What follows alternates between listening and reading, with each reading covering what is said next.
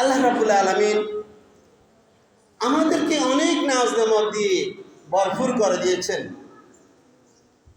আমরা যখনই একটুখানি আল্লাহ তাআলার ইবাদত বন্দেগী করি, 5 টাকা যদি আমরা মসজিদের জন্য, মাদ্রাসার জন্য ব্যয় করি, আমরা মনে করি অনেক কিছু করে ফেলেছি।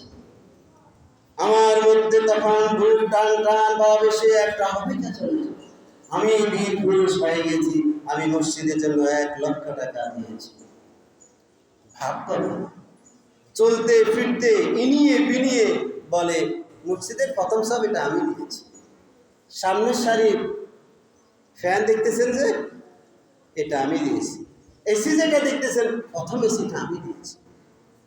এইভাবে হজ করলে, হজ করে আসি বলে যে আমি এই যে জানামাজটা দেখতেছেন, ফেসনামাজিটা দেখতেছেন, 70বার যখন আমি হজ করেছিলাম তখন এই ফেসনামাজিটা এনেছি।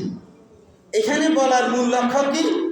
তিনি ওই তার সাথীকে, তার সঙ্গীকে, তার বন্ধুকে বোঝাতে চাচ্ছেন আমি 7 বারের হাজি। মূল উদ্দেশ্য কি?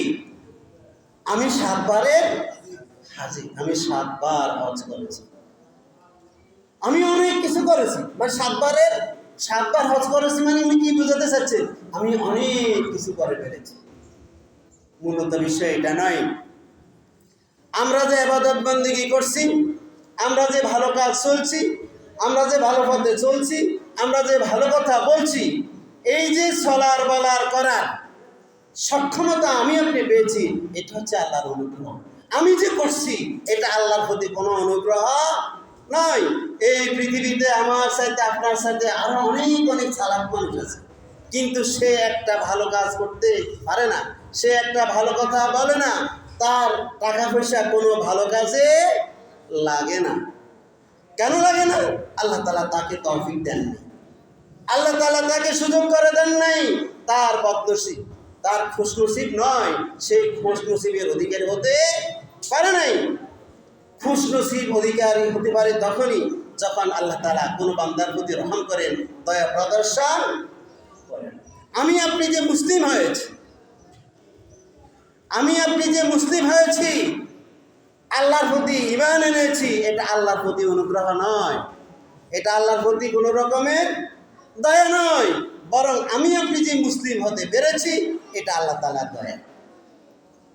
আল্লাহ তাআলা বলেন ওয়ালা তামান্নু আলাইয়া ইসলামাকুম বালিল্লাহু ইয়ামুন্নু আলাইকুম আন হাদাকুম লিল ঈমান।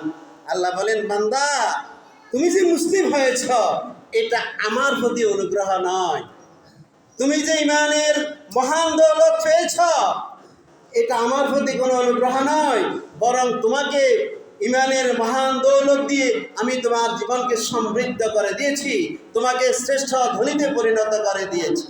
এই পৃথিবীতে আপনার 1000 কোটি টাকা আছে, আপনার 5 তলা 10 তলা 22 তলার বাড়ি আছে, 10টা বাড়ি আছে, 20টা গাড়ি আছে, কিন্তু আপনার কাছে ঈমান নাই। আপনি এই পৃথিবীর মধ্যে সবচেয়ে নিঃস্ব, সবচেয়ে দীন দরিদ্র লোক। আর আপনার যদি লবানন্তে ফান্তা ফুরিয়ে যায় কিন্তু ঈমানের দৌলত আপনার কাছে আছে, তাহলে ধরে নেবেন, মিলিয়ে নেবেন, বুঝে নেবেন আপনি হচ্ছেন এই জমিনের মধ্যে শ্রেষ্ঠ ধনীর মধ্যে একজন।